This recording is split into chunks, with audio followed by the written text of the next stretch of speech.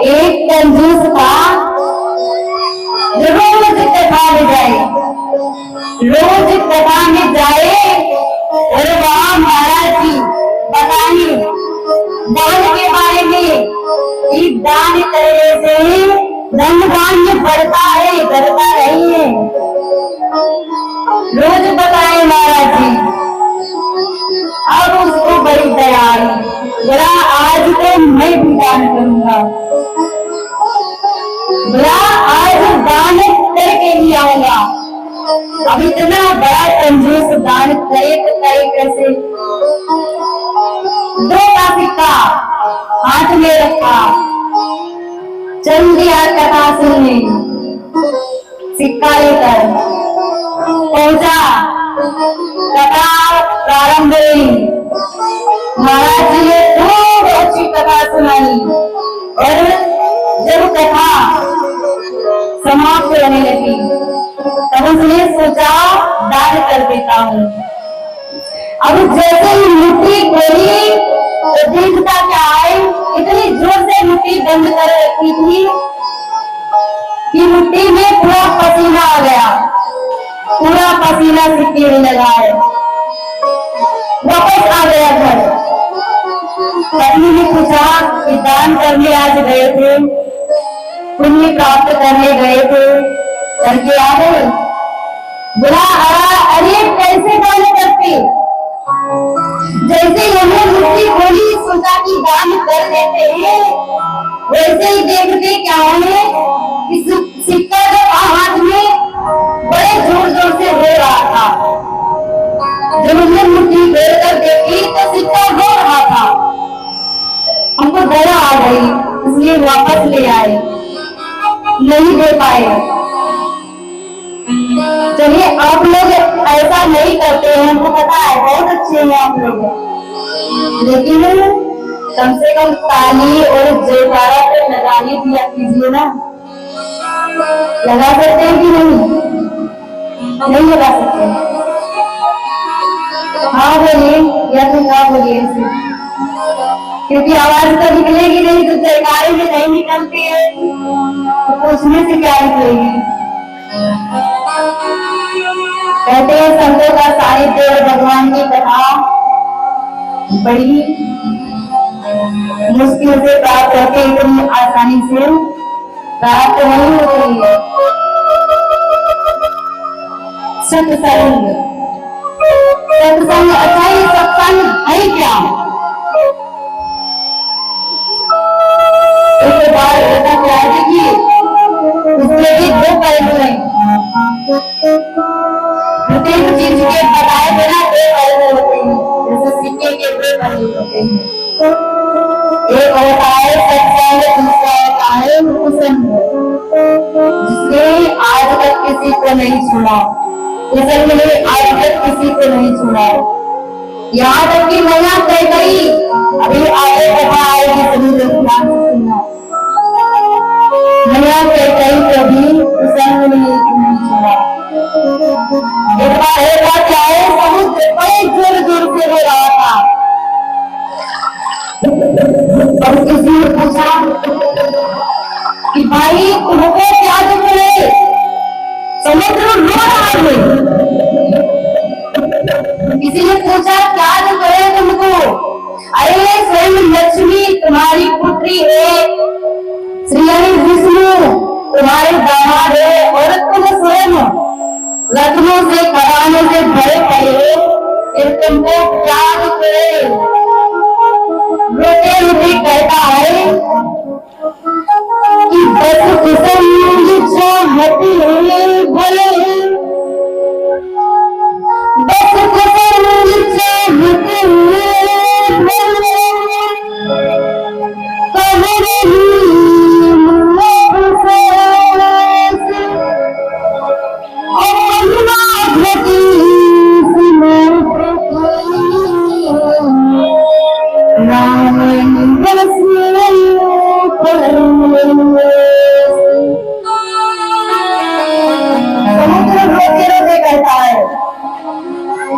कि मैं खुद से परेशान नहीं हूँ, अपनी कुसंग से परेशान हूँ। क्यों? क्योंकि मेरे समीप में रावण बसता है। मेरा कुछ भी उससे लेना देना नहीं है, लेकिन फिर भी वो मेरे समीप में है, कुशल में है। तो देखिए आज मेरे दो भाग कर दिए गए, जैसे कि निर्माण में हुआ था, समुद्र दो भागों में बढ़ गया। कहता है कि यदि रावण समीप में ना होता तो आज मेरी ये दो भाग न होती। कुसंग बहुत खराब होता है। यदि संग करना ही है, अच्छे लोगों का कीजिए, सत्संगत में रहिए। और कल कथा कहाँ पर विराम हुई थी, किसी को ध्यान है? कल कथा कहाँ पर विराम हुई थी?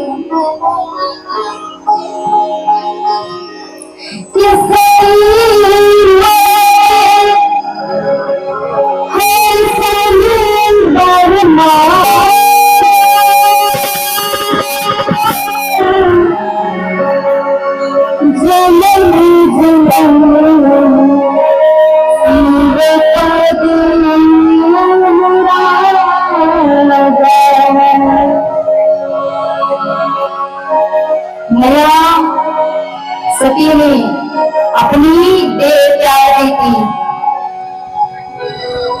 किस कारण? क्रोध में आकर मैया सती अपनी देह त्याग देती है, दाहिने पैर के अंगूठे से अग्नि प्रकट करती है, उसी में जलकर भस्म हो जाती है और मरते मरते एक वरदान मांगती है। कौन सा वरदान मांगती है? कि सती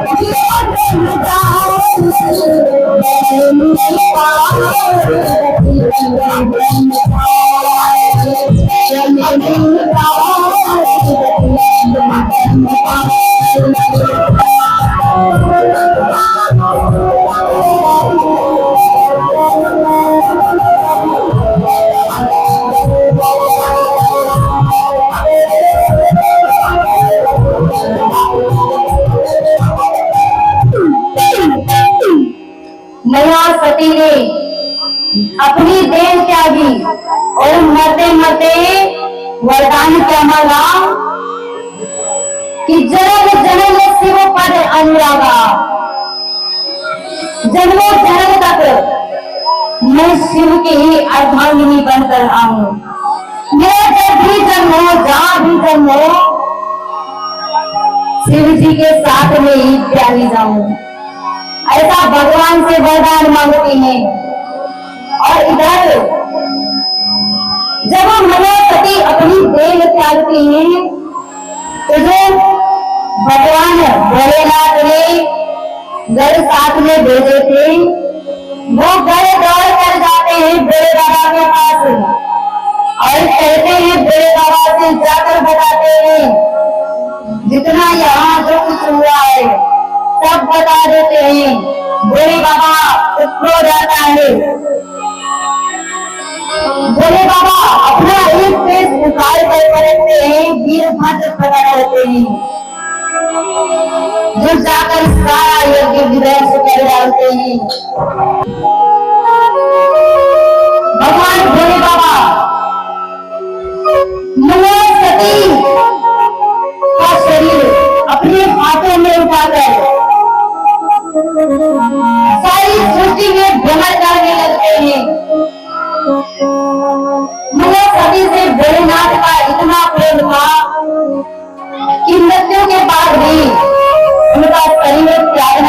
चाहते हैं। भोले बाबा वैरागी बन गए हैं, मैया सती की देह को हाथ में उठाए हुए हर जगह भ्रमण कर रहे हैं। सारे देवता जब ये देखते हैं कि भोले बाबा की ये दुर्दशा है, जो सृष्टि के संहार करता है, जब उनकी यही दुर्दशा है तो इस सृष्टि का क्या होगा। और सृष्टि पर जनसंख्या केवल बढ़ रही है, कोई मृत्यु को प्राप्त नहीं हो रहा है, क्योंकि संहार करता की जब ये दशा है तो सृष्टि को चलाए कौन है। सभी देवता व्याकुल हो गए, पहुंचते कहाँ है, श्री हरि विष्णु जी के पास। उनसे निवेदन करते हैं कि कुछ न कुछ उपाय कीजिए और भोले बाबा की यह दशा को सुधारिए।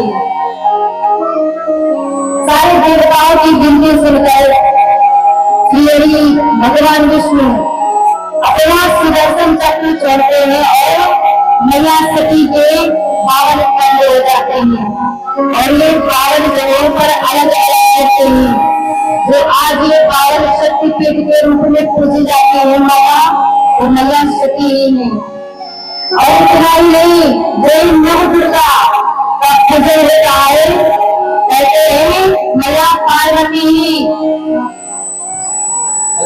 अलग अलग स्थानों पर राक्षसों का, दैत्यों का संहार करने के लिए जन्म ले रहे हैं और नव दुर्गा के रूप में पूजित होती रही है।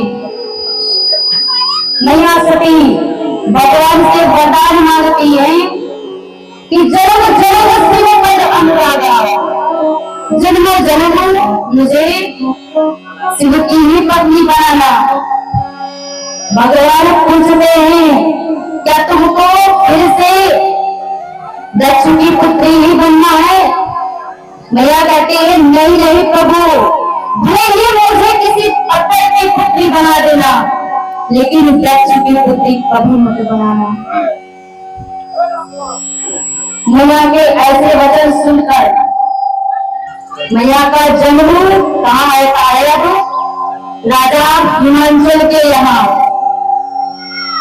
राजा हिमांचल के यहाँ मैया का जन्म होता है और उनके यहाँ बधाइयां बज रही हैं। आज जैसे ही मैया वहाँ जन्म लेती है, जो हिमालय पर्वत शिव का विराज पड़ा था, वहाँ नए पुष्प खिल जाते हैं, पूरा हिमालय पर्वत हरा भरा हो जाता है, मणियों से सुशोभित हो जाता है, चारों तरफ नए नए पुष्प खिल जाते हैं, शीतल मंद सुगंध हवाएं बह रही है। मैया पार्वती का जन्म होता है, महोत्सव मनाया जाएगा और ऐसे कोई नहीं बैठेगा मुंह खाकर। कहते हैं भगवान के सामने जब हम जाते हैं, जैसे भगवान को फूल चढ़ाए जाते हैं, तो आप एक बात बताइए कैसा फूल लेकर जाते हैं भगवान के समक्ष। क्या आप फूल को तोड़कर 10-15 दिन रख देते हैं, उसके बाद चढ़ाने जाते हैं, सुखाते नहीं ना, तो फिर ऐसे मुरझाए हुए फिर क्यों आए हैं यहाँ। जैसे हम सूखा फूल नहीं चढ़ाते हैं भगवान को, वैसे ही जब हमारे शरीर साथ दे रहा है, हमारे हाथ पैर साथ दे रहे हैं, हमारी जीवा साथ दे रही है, हम अच्छे से ताली बजा सकते हैं, अच्छे से नृत्य कर सकते हैं, फिर भी ऐसे के ऐसे बैठे रहते हैं सूखे फूल की तरह। बताओ भगवान स्वीकार करेंगे? करेंगे? नहीं करेंगे ना। अगर आप लोग जानते हैं फिर मानते क्यों नहीं है? कहते हैं ना राम को तो सभी मानते हैं लेकिन राम की नहीं मानते, है ना। जानते सभी है कि भगवान स्वीकार नहीं करेंगे लेकिन मानते नहीं है। कहते हैं कि जो भगवान के दरबार में नाचता है ना, 84 लाख योनियों से नाचना नहीं पड़ता है, 84 का फंड इनके दरबार में आकर कट